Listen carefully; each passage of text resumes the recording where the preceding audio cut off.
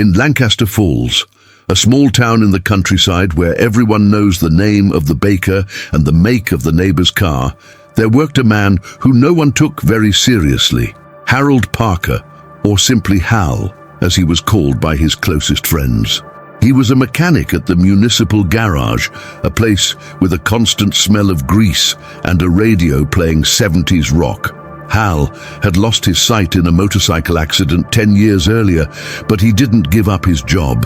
Even though he was blind, he insisted on showing up every day, wearing his old blue flannel shirt, his hands always covered in oil, and his ears alert to any strange noise coming from an engine. Many saw this as stubbornness, or perhaps as a sign that he didn't know when to stop. Others, more cruel, made jokes behind his back.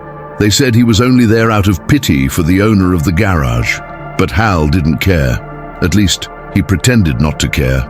On that Tuesday morning, the weather was dry and the shop was busier than usual. A metallic silver Shelby Cobra, shiny and with an imposing roar, had been towed here after repeatedly failing on the highway. It was a rare, expensive and temperamental car. The owner, a businessman from the capital, seemed frustrated. He had already been to 3 larger shops without success. Owen, the youngest and most arrogant mechanic on the team, spent hours with the hood open, testing and retesting, finding nothing wrong. The sensors were perfect. The spark plugs were clean. The diagnostic computer was silent. When Hal approached with his cane, asking if he could try to listen to the engine, Owen let out a mocking laugh, the kind that speaks volumes. But the owner of the car, already out of patience, nodded, "Why not?" And that was when everything began to change. Hal asked them to start the engine. Even with the noise of the environment and people talking in the background, he tilted his head slightly to the side, as if tuning into a frequency that no one else could pick up. His fingers lightly touched the fender, not as if they were searching for something, but as if they were listening through the metal. In less than a minute, Hal asked them to rev the car 3 times and then asked them to let the engine idle. Silence. The owner of the car, Owen, and 2 other mechanics watched in a mixture of curiosity and disbelief. Then Hal spoke, without hesitation. "There's an out-of-phase vibration coming from the left side of the intake manifold. It's either a small crack or a decoupling." Owen frowned, almost irritated by the precision. To him that was a guess, but it wasn't. When they opened the indicated compartment and removed some parts, there it was. A thin, almost invisible crack, exactly where Hal had said it would be. It was the kind of flaw that would go unnoticed even by experienced technicians, since it didn't trigger an electronic alert or change the diagnostic system's parameters. The businessman was shocked. Owen was silent. The other mechanics didn't know what to say. Hal just crossed his arms, as if he had known all along what he was capable of, but preferred to let the facts speak for him. At that moment, something changed in the air in the workshop. The ambient sound, previously full of laughter and side conversations, gave way to an almost reverent respect. No one said anything directly, but it was as if they had seen Hal for the first time in a long time. After that day, Hal's name began to circulate around town in a different way. Previously mentioned with disdain or pity, it was now synonymous with respect.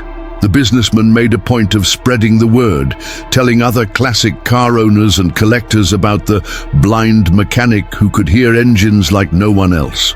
Within a week, 2 other high-end vehicles showed up at the shop with seemingly insoluble problems, both of which Hal fixed with frightening precision. The flow of customers increased, and along with it, the city's activity. Lancaster Falls, which until then had been known only for its agricultural fairs and amateur baseball leagues, became a landmark for classic car enthusiasts. The shop began receiving calls from far away, and Hal, for the first time in years, found himself at the center of something he had never even dreamed of. Despite this, he didn't let the recognition go to his head. He kept arriving early, with the same careful steps and the slightly faded flannel shirt. His white cane guided him to the same corner as always, near the wall, where he kept his tools organized to the millimeter. But inside, something inside him was starting to stir. The confidence he had pretended to have until then was now real, and this made him vulnerable in a new way. For the first time in a long time, Hal began to think about what he had lost, and if he could get it back.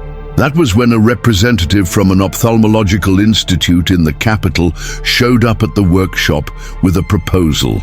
They were developing an experimental treatment for cases of partial blindness, and Hal fit the criteria. It wasn't a promise, but a possibility. The chance to see again, even if only partially. The news of his treatment shook Hal more than he cared to admit. On the outside, he maintained the same routine, the same calm, collected tone of voice. But on the inside, a whirlwind of thoughts kept him awake at night. He remembered the day he lost his sight with almost cruel clarity, the metallic clang of the crash, the distant screams, the smell of gasoline mixed with blood. For years, learning to live in the dark had been his way of overcoming the pain, of proving to himself that he was still useful. Now, the idea of seeing again was not only exciting, it was also terrifying. What if he wouldn't be himself after this? What if he lost the sensitivity that made him unique? What if he failed? Hal wasn't afraid of the dark. He was afraid of losing what he had built inside himself during his time there. In the shop, Owen seemed uncomfortable with Hal's new status. He didn't say anything directly, but he was quieter, more distant, and avoided being in the same room for too long. It was clear that the recognition Hal was receiving bothered him, perhaps out of pride, perhaps out of envy, or perhaps out of something deeper that he himself didn't understand. But that day, while Hal was adjusting the carburetor of an old Dodge with the help of an intern, Owen did something unexpected. He left a folded sheet of paper on the bench next to him and walked away. When Hal opened it, he found a note with technical suggestions that frankly were good. This wasn't an attack, it was an attempt. And Hal understood. He didn't need words, the gesture said it all. Owen was trying to learn from him, even if he didn't know how to admit it out loud. The relationship between Hal and Owen began to change subtly after that day. There were no hugs, no apologies, no talk of the past, but there were small signs. Owen would stop to listen when Hal spoke, and Hal, in turn, began to give Owen space to test his hypotheses before interjecting. It was as if they had both decided, without saying anything, that their blind rivalry was too tiring to continue. And while there was still some tension, there was also a kind of quiet respect growing between them. The entire workshop noticed it, but no one commented. Everyone knew that this kind of change didn't require a spotlight, just time and space. And gradually, Owen let go of his superiority, recognizing that Hal was not an obstacle, but an opportunity to learn. Meanwhile, Hal began to prepare for the trip to the capital, where he would undergo the initial tests for the experimental treatment. It was a difficult decision, because he knew that this was not just about medicine. Seeing again meant opening a door that he had already closed, rediscovering a version of himself that had been left behind on the asphalt of an accident. Deep down, Hal was also afraid of disappointment. What if nothing changed? What if everything changed too much? He knew that it wasn't just about seeing again, it was about what he would see first, and how it would affect him. Still, he decided to go.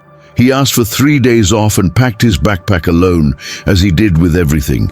He didn't tell anyone at the shop except Owen, who heard, nodded, and said simply, "Come back soon."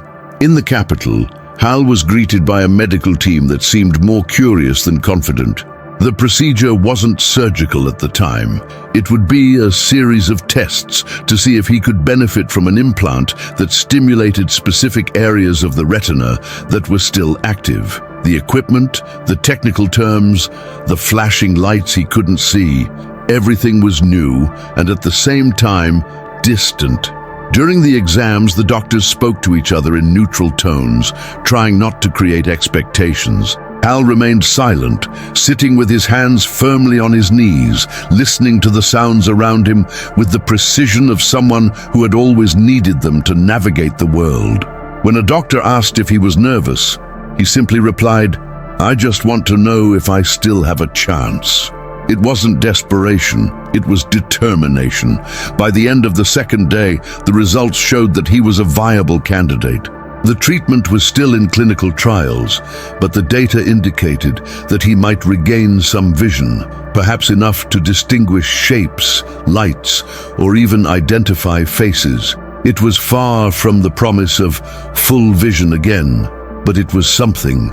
When the doctors explained the risks, rejection, frustration, the possibility that his vision might return only to disappear months later, Hal listened attentively without interrupting. At the end, he thanked them and asked for time to think. He returned to the hotel with his head full.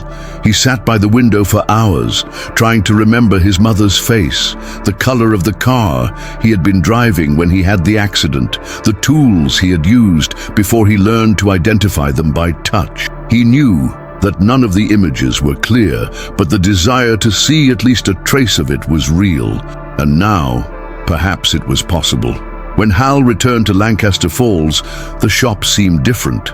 Not because of any visible renovation or change, but because he now carried something new inside him. It was as if the silence of the days in the capital had revealed how much this city was a part of him. The sound of the gate scraping open, the hiss of the old coffee maker, the clinking of tools on the countertop, everything seemed clearer. When he walked in, he was greeted with a mix of normalcy and relief. No one asked him anything, but Owen's look was enough. A quick nod, an outstretched screwdriver, and everything started spinning again. Hal put the tests deep in his backpack, in no hurry to show them. He knew that before he could make any decisions, he needed to understand how this possible change would fit into who he had become. The shop remained busy for the next few days. Cars arrived from outside. People asked to see the mechanic who hears better than he sees. It was a new kind of attention, but Hal treated it with simplicity. He received everyone patiently, never putting himself above anyone. Still, there was something different in the way he moved, a slight hesitation in moments when before it had been pure instinct. It was as if part of him was already trying to imagine the world with lights and shapes again, and this expectation, however small, distracted him. Owen noticed, and at the end of one shift, as they cleaned the bench together, he commented, "You seem farther away, even though you're here." Hal smiled slightly. He didn't answer. It was true.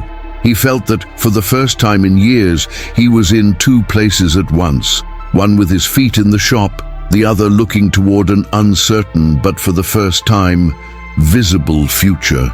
It was on a cloudy morning a few days later that Hal finally made his decision. He arrived at the workshop earlier than usual, but instead of putting on his apron and going straight to the bench, he sat down in one of the reception chairs, holding the envelope with the medical reports in his hands. Owen was the first to notice that something was different. When he approached, Hal spoke before he could say anything. "I'm going to try the treatment." The sentence came firmly, without beating around the bush. Owen didn't answer right away. He just nodded. After a few seconds, he said, "You don't have to prove anything to anyone anymore." Hal smiled. "It's not for them. It's for me."